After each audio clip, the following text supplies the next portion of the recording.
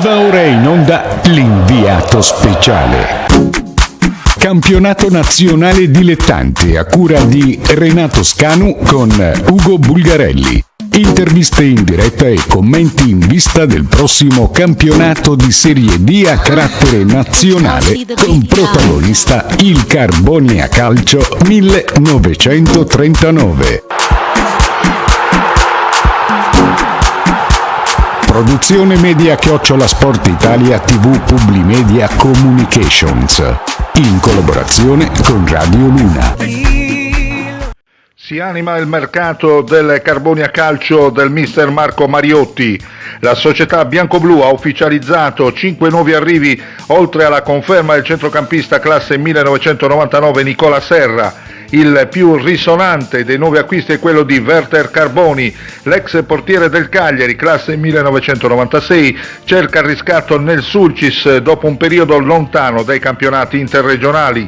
L'estremo difensore che ha difeso anche la porta dell'Olbia e dell'Umezzana in Serie C era stato sondato anche dalla Torres, ancora alla caccia di un numero 1 per la prossima stagione.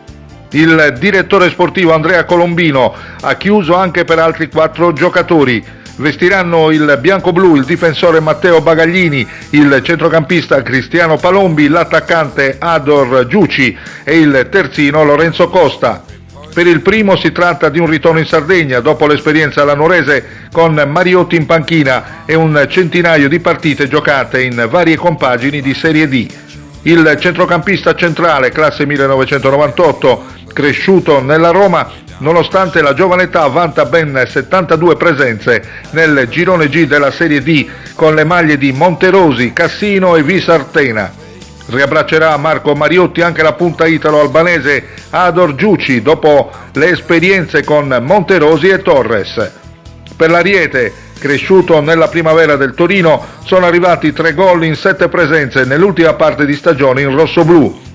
Rimane in Sardegna anche Lorenzo Costa, il mancino classe 2000 ha collezionato 8 presenze con la maglia del Lanusei nella scorsa stagione dopo aver vestito anche quella del Castiadas 2 stagioni fa.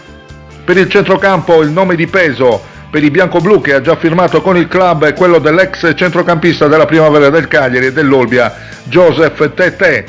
Per la difesa Mariotti ha annunciato un colpo importante nei prossimi giorni dopo essersi assicurato il classe 1998 Roberto Vitolo, che arriva a Carbonia dall'Aprilia, anche se il colpo grosso per la fascia è quello di Marco Russu, con l'ex Torres già allenato da Mariotti. Per la tre quarti il direttore sportivo Colombino ha chiuso Cristian Stivaletta, ex Vastese e Notaresco, classe 1995. In più il Carbonia farà alcuni colpi sui giovani soprattutto provenienti dai settori giovanili di Cagliari, Atalanta e Brescia, con i quali è nata una sinergia, mentre per l'attacco il nuovo arrivato Sponda Budoni e il nigeriano Emmanuel Odianose.